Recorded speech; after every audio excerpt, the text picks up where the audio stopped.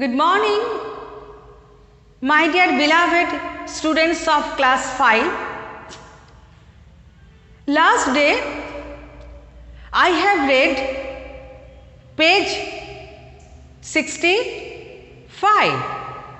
Today I am going to read page number 66 and 67. So let's begin. You will open your book, page number 66.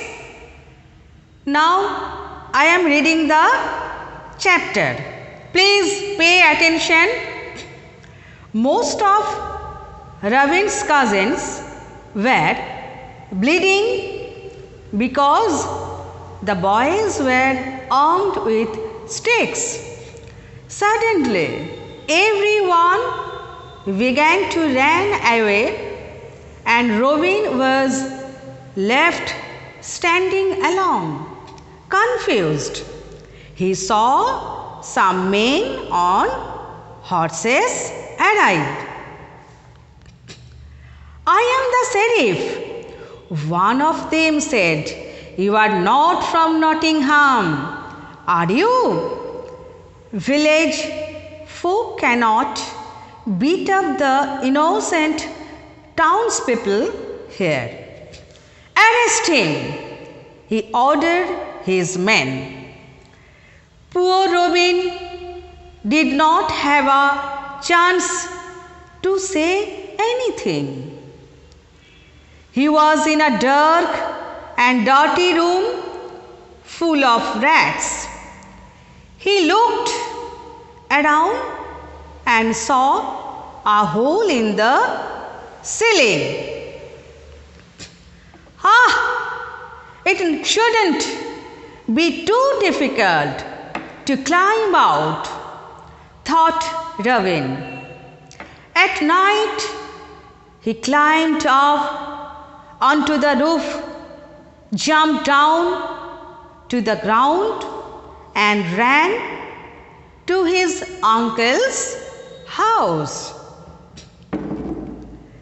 "I want him, dead or alive," yelled the sheriff when he heard about Robin's escape. He declared Robin to be a criminal. Robin did not want to cause trouble for his uncle. He knew he would have to hide.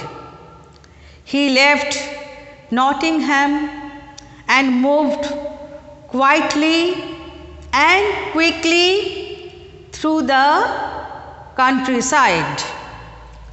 Finally, he decided to stay in shadowed forest.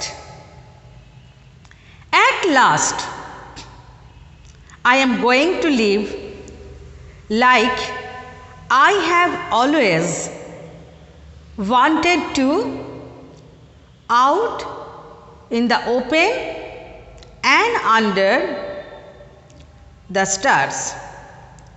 I will hunt deer and rabbits. Nobody will be able to find me once the sheriff forgets about me. I will go back home."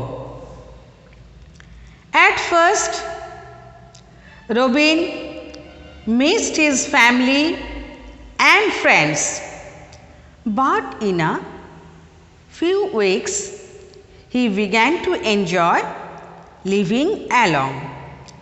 One day he was alerted by the sound of somebody running.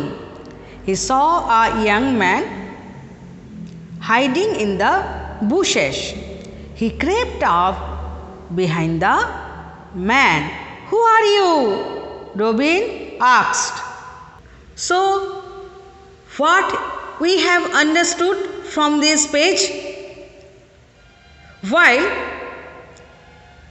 Robin was at the fair, he heard some boys pass some remarks at his girl cousin. As this was a disrespectful thing to do, he started arguing with the boys. This soon turned into a fight. Robin was from the countryside and he had come to the town of Nottingham. The town boys always looked down upon boys from the countryside. Perhaps this is the reason why they teased him. Robin had picked up a fight with the town boys. They had turned the place upside down while fighting. Some were bleeding too. It was in this situation that the sheriff arrived. As he felt he did not do anything wrong, Robin did not see why he had to run. Therefore, he stood there looking confused while the sheriff and his men arrived on their horses. Now, next page, page number 67. My goodness, said the young man, whirling around fearfully. I ran away and want to hide until the soldiers leave, he said. Robin smiled and promised to help him. The young man joined Robin in the forest. Very soon, other young men came too. All of them were considered outlaws for some pretty reasons or the other. Some had shot at the king's deer. Some had annoyed a rich or powerful landlord over simple matters.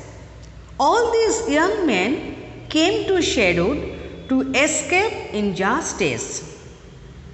They gathered around Robin and chose him as their leader.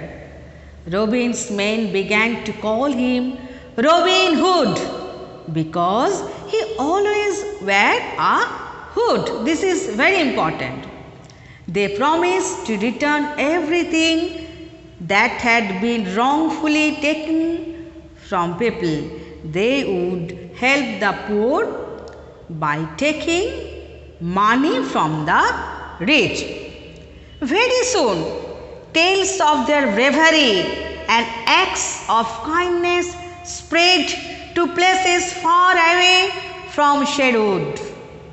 Robin Hood and his fearless band of merry men became famous as champions of those in trouble and in need. Okay, what is the meaning of merry? Means joyful. So, what we have learned from this page? We learned that Robin was a strong and brave man who fought for what he thought was right. He cared for the poor and was against injustice of any kind. That is why he started robbing the rich to give to the poor. My dear children, today I have read the whole lesson. You will read the chapter line by line with proper pronunciation and intonation. So thank you.